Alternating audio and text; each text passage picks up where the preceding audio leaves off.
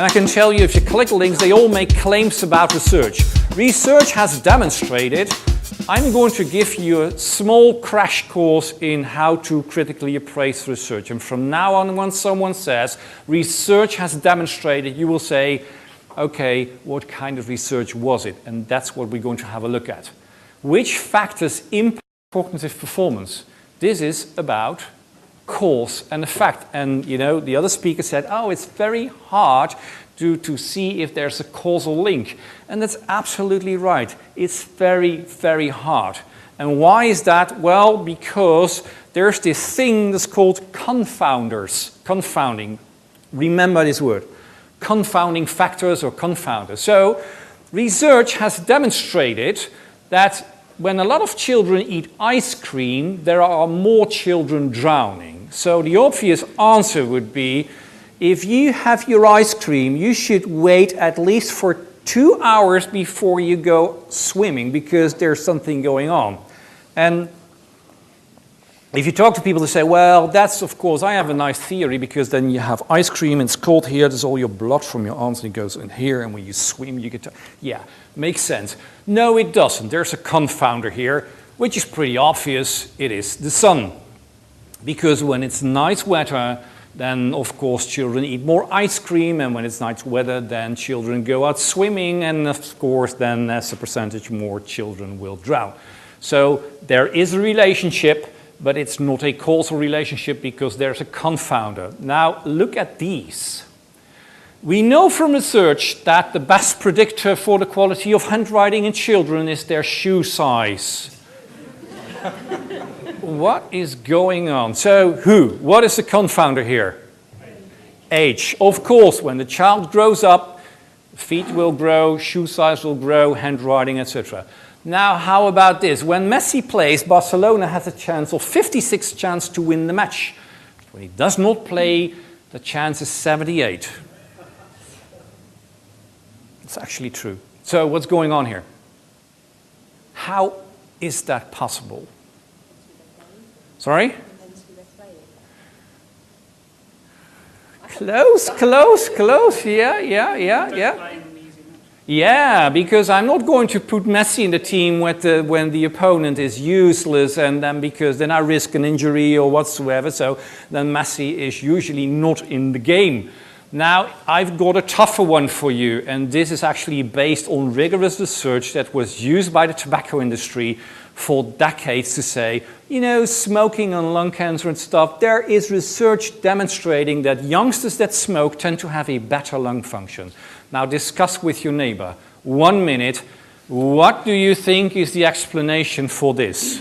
There you go.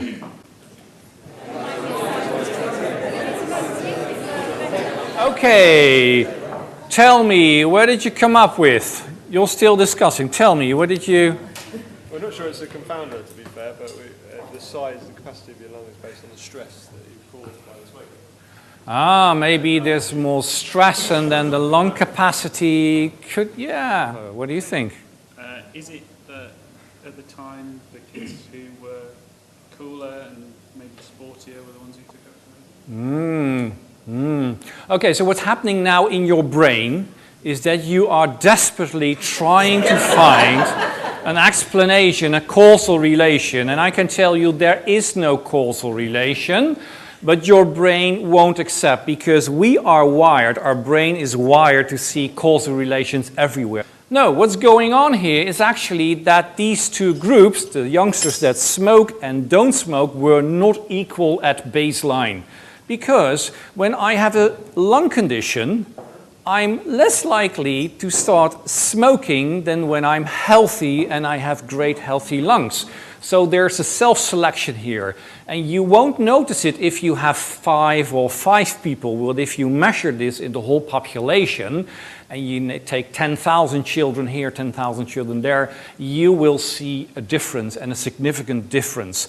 However, that is actually a great example of research demonstrating a correlation that is actually not a causal relation. So the question here, in our situation, and in your situation, is if you also want to have take a more evidence-based approach, how can you figure out if something actually is trustworthy or not? Because there's so much stuff out there. So when do we know there is a causal relation? There are 3 requirements for a causal relation. Number 1, the cause and the effect are always related. If I do this, then that comes out. If I do A, then we get B. If I do A and there is no B, then there is no causal relation. There is actually no relation. So we should start with measuring stuff. See if A indeed has an impact on B, and it should be done in a way that the measurements are reliable, because otherwise I measure stuff and it's actually not there. So first question is, how did they measure that? That's your first question when it comes to research. And did they find an effect, and was it meaningful, by the way? Second one is, the cause precedes the effect in time. First A, and then B. So in the example of the lung smoking and the kids, was it first A and then B? No, because the differences was already there. Therefore, we need a before and after measurement. How was it before we did something or something occurred, and we measure it afterwards? And the third one is, there are no other plausible alternative explanations for the observed effect. Yeah, okay, that makes sense, but how do you do it in terms of research? Well, you need a control group. You need measure something here before and after and compare to something where you did something different or you did nothing before and after. And it would be nice if you would randomize it, but that's a different story. And it would be nice you have a plausible theory how things work. Now, that is absolutely important, these 3 things. So whenever someone tells you, research has demonstrated that if you do this, then that will come out, you will ask, how did they measure that? Okay, that's a reliable way. So was there a pre-measure? Oh, there was not. Now we have a problem. And was there a control group? Oh, not even that. I'm not sure about this research. I mean, it demonstrates a relationship, but you're not sure if it's a causal relationship. We all know this. Correlation does not equal causation. This is a funny cartoon. A new study found Colorado has the lowest obesity level of any state. You know what that means. Know what? Forget dieting. We're moving to Colorado. And we all feel that is nonsense. But there's a lot of nonsense in research, I can tell you, because when we find an effect, researchers are dying to present it and to publish it because they found something. Now, I have something for you. The divorce rate in Maine correlates with the consumption of margarine. Don't eat margarine when you live in Maine because you will end up with a divorce. Now, this one is more interesting. If you eat a lot of cheese, you're more likely to get entangled in your bed sheets and die. I mean, this is proper research. I mean, you can't argue. You know, this is there. So we need a before and after measurement, and not just measuring the correlation, and we need a control group because otherwise we have a problem. Now the other thing is that people come up to us and say, oh, but Eric, we saw research actually, we found this piece of research and actually it said the opposite. And I say, okay, what kind of research is it or whatsoever? But the lesson here is it's never about one-off study. One-off study is meaningless regardless how it was measured. I have an example for you. Will it have an effect?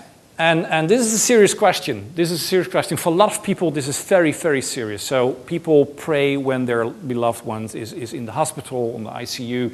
And at the academic hospital, they did a randomized controlled trial with a control group, and they did it very clever that the person could not see that someone was praying for this person. And what do you know? What did they find?